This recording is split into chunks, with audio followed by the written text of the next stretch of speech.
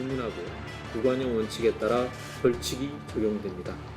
자가격리 수칙 위반은 우리 공동체의 안전을 위협하는 행동임을 유념해 주시기 바랍니다.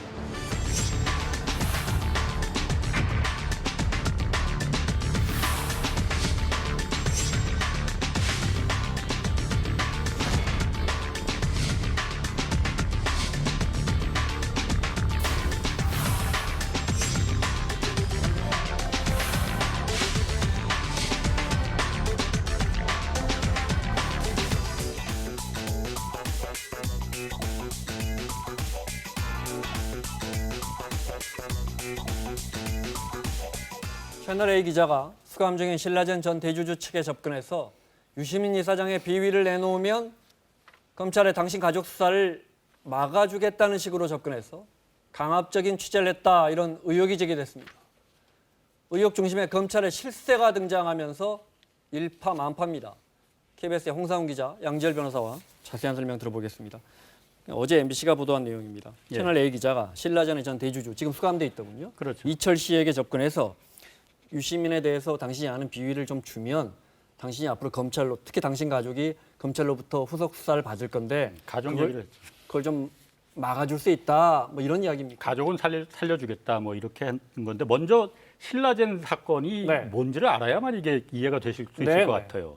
신라젠이 간단히 말하면 차세대 항암제인데, 원래 미국에서 이걸 개발을 하려고 했었는데 한국의 신라젠이라는 신생 그 벤처기업에서 이걸 갖다가 개발해서 임상을 딱 하다가, 그래서 차세대 항암제니까 주가가 한 15배 막 뛰었거든요. 네. 그러다가 막판에 미국에서 이거 임상할 필요 없다, 약효 없다라고 발표를 하니까 주가가 확 곤두박질 쳤는데, 그 직전에 이제 최대 주주나 뭐 친인척들은 다 팔고 빠져나갔다는 네. 거거든요. 그것 때문에 이제 그 이철이라는 사람이 여기에 이제 최대 주주였거든요. 네. 그러다 보니까 이철 씨는 지금 수감돼 있습니다. 징역 12년을 이미 선고받고 수감 원래 중인- 이제 네. 이 투자자를 모집할 때 당국의 허가를 받아야 되는데 허가를 받지 않고 그냥 모집했다 해서 네. 12년형을 받았어요. 그러다 보니까 채널A 기자가 편지를 보냈습니다. 지난달 27일 날 네. 편지를 전부 4통의 편지를 보냈는데 첫 번째 편지는 17일이에요. 그때 이제 보내면서 네. 그 첫 번째 편지는 공개가 됐거든요, 다. 네. 여기 보면은 다시 재수사를 할 거다. 네. 그리고 윤석열 총장이 직접 관리하는 만큼 과도한 수사가 이루어질 것이다. 네. 그리고 현재 거기 지금 감옥에 들어가 있는데 네. 75살이 돼서 나올지 80살이 돼서 나올지 어떻게 논리입니다. 알겠느냐. 아, 그러면 수사가 더해질 수 있으니까 유시민에 대해서 아는 것 좀 저한테 주세요. 그 이 개인에 대해서 먼저 굉장히 공포스러운 얘기를 한 거죠. 그러니까 네. 지금 이 형을 받고 있는 거 말고 추가 수사를 할 수도 있고, 그렇게 될 경우는 훨씬 더 많은 게 나오니까 그걸 네. 면하기 위해서는 유시민 이사장이나 정관계 인사들에 대한 어떤 그 부정한 내용을 네. 알려달라. 그것이 알고 싶다. 유시민 이사장이 과연 이제 찬조 연설 같은 걸 통해서 돈을 네. 얼마만큼 받았는지 이런 것들도 알고 싶다라고 네. 직설적으로 물어보고 저희가 있습니다. 첫 번째 편지를 입수했는데 거기 보면 이제 유시민 이사장은 추가 수사가 시작되면 모두 대표님께 화살을 돌리고 인연을 부정할 겁니다. 그럼 그만큼 대표님의 형량은 올라가겠죠. 근데 유시민 이사장과 이철 이 전 대주주와는 무슨 관계길래 이 사람한테 유시민 이사장에 뭘 내놓으라고 하는 겁니까? 이철 전 대표가 그러니까 원래 노사모 활동을 열심히 한 사람입니다. 그래서 뭐 노무현 대통령만 생각하면 지금도 눈물이 난다라고 이제 공개적으로 네. 말할 정도였던 사람인데, 그 벤처 인베스트먼트 코리아 밸류 인베스트먼트 그 벤처 회사에 네. 직원들 대상으로 특강을 여러 번 했대요. 그런데 그 중에 한 번 이제 유시민 이사장이 와서 특강을 했고, 네. 또 참여정부 사람들이 여러 번 와서 특강을 했답니다. 그러니까 뭔가 커넥션이 있을 거다. 이 편지에 보면은 네.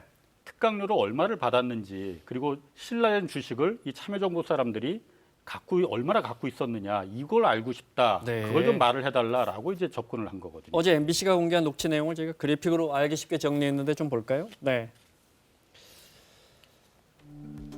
이렇게 채널A 기자가 이철 대주주 측근에게 이렇게 말했다는 거예요. 그렇습니다. 네. 저는 뭐냐면 조금 전까지는 채널A 기자가 이철 대주주에게 직접 편지를 보낸 내용이고, 네. 그 편지를 받고 이 채널A 기자가 이철 대표의 지인과 만납니다. 만난 자리에서 저런 내용을 얘기했다. 유시민 이사장을 한번 쳤으면 좋겠다. 그러면 검찰에서 좋아하겠다는 네. 것이고요. 뭐 자기 생각이고요. 예, 그 네. 뒤에도 이제 만약에 이게 네. 협조를 안 해주는 게 가족이나 뭐 자녀 부분에 있어서 마음에 걸리느냐라는 얘기를 하면서 좀 무서운 얘기를 합니다. 글자가 그냥 협조를 안 하게 될 경우 죽는다. 뭐 아주 심하게 처벌을 받을 것이다. 네. 저건 거의 치사한 게 가족을 협박에 협박을 가까울 한 거거든요. 정도의 내용이죠. 사실 네. 어찌 보면. 다음 거 볼까요? 예, 그래서 저렇게 가족이 구속되는 것보다 선제적으로 하는 게 좋다. 그리고 아까 첫 번째 편제는 뭐 이건 확인이 안 된 게 편제의 기자가 주장한 내용은 윤석열 총장이 직접 이걸 관여를 하고 있고 남부지검이 이제 여의도의 증권수사단이 있기 때문에 네. 이른바 여의도 증권가 저승사자라고 불리지 않습니까?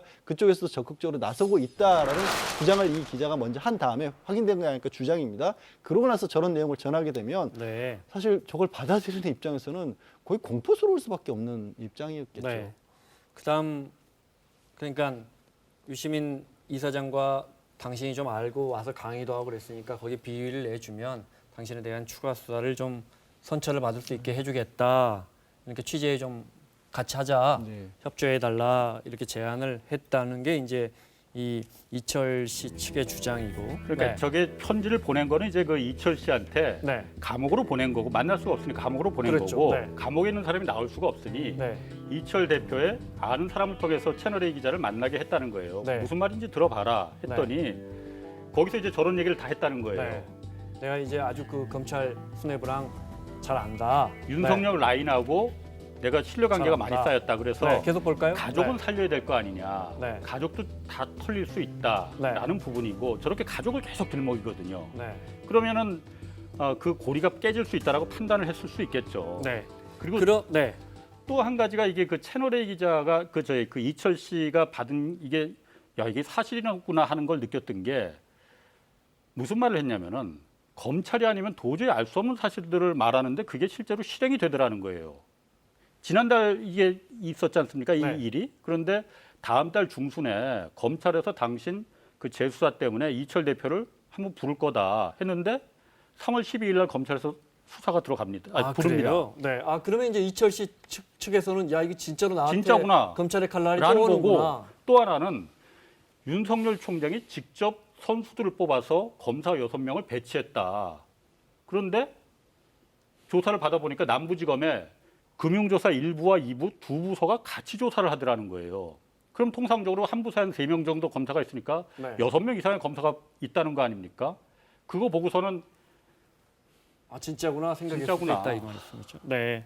그러면서 이 채널A 기자가 이철 씨 그 만나고 있던 그 측근에게 그 지인에게 본인이 그 윤석열 총장과 최측근으로 알려진 사실 네. 우리도 아는 사람인데 그 사람과 통화를 했다. 그걸 이렇게 라면서 내가 녹취록 받아 적어놨다면서 그걸 읽어줬다는 그 거예요. 내용을 네. 읽어주는 모습까지 나와 네. 있습니다. 자기가 그 누군가와 굉장히 네. 친하다. 그래서 그 검사장을 통해서 기사도 굉장히 많이 네. 썼다라는 취지로 얘기를 하면서 그 사람이 누군지를 이제 검색만 해봐도 알 수 네, 있다. 저도 그 윤석열하고 한 칸 띄고 최측근 쳐봤더니 그 검사장이 나오더군요. 예, 네. 그러고 나서 이제 녹취록 내용은 뭐냐면 그 검사장과 직접 통화를 하면서 얘기를 나눈 건데 네. 한번 이 시장에 대해서 언론에서 보도를 한다, 때린다라는 표현을 씁니다. 그렇게 보도를 하게 되면 수사하는데도 굉장히 도움이 될 것이다. 네. 라는 식의 네. 대화를 주고받은 건지 확인된 건 아니고 그 녹취록을 다음 거 볼까요? 들려줬다라는 네. 겁니다. 자, 이거 한번 와서 보세요. 네. 하면서 이제 언론에서 때려봐. 당연히 반응이 오고 수사도 도움이 되고 이거는 당연히 해야 되는 거고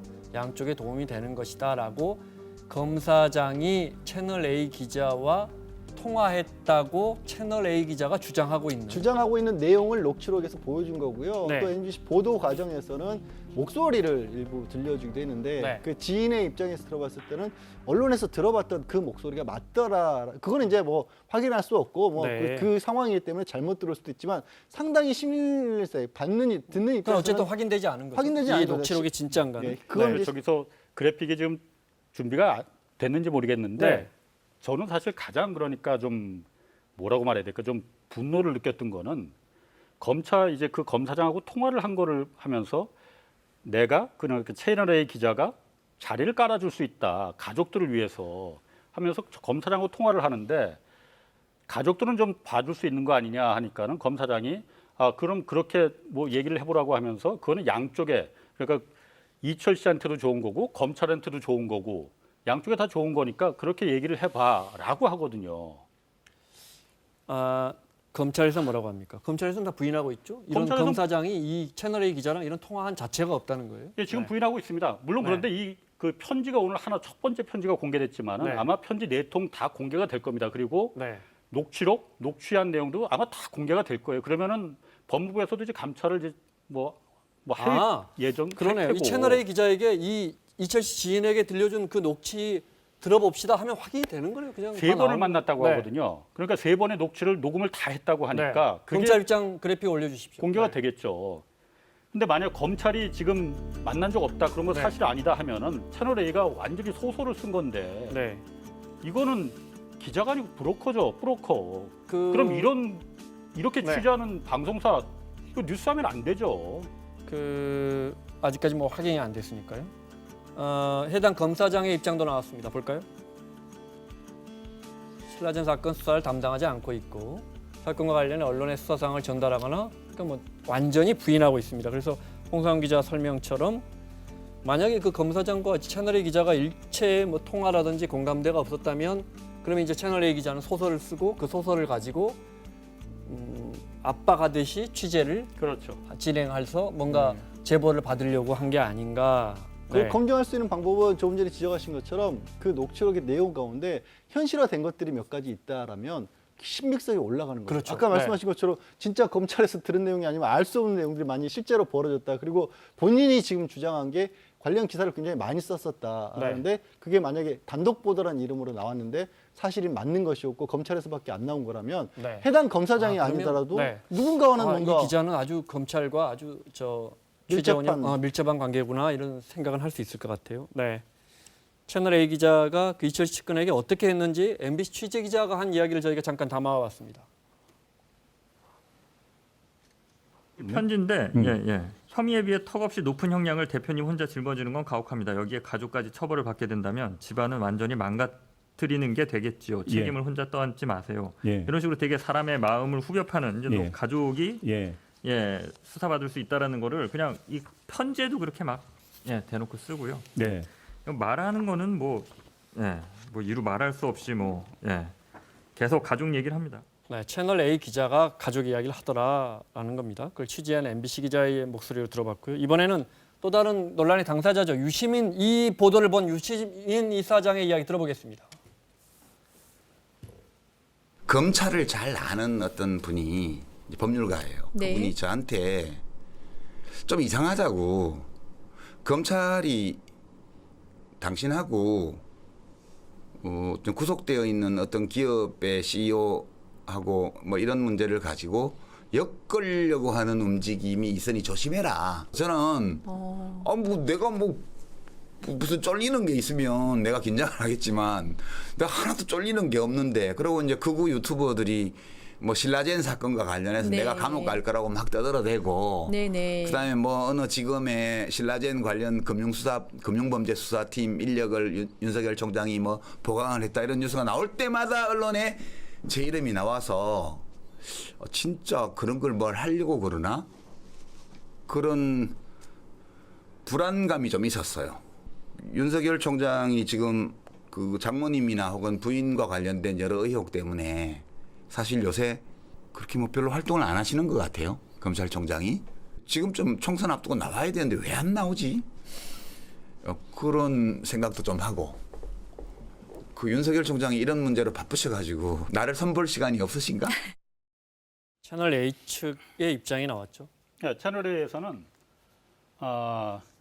그런 부분에 대해서 인지를 하고 있었고 그래서 네. 취재를 중단을 시켰다. 그런데 취재 윤리를 들먹였거든요. MBC가 이걸 갖다 몰래 이렇게 촬영을 하고 몰래 반대로 또 MBC가 이걸 몰래 촬영한 거에 대해서 몰래 촬영하고 이런 부분에 대해서 이거 취재 윤리가 위반되는 거 아니냐라는 부분이고요. 오히려 그러니까 처음에 이철 씨가 먼저 선처를 요구하면서 접근을 했다는 거거든요.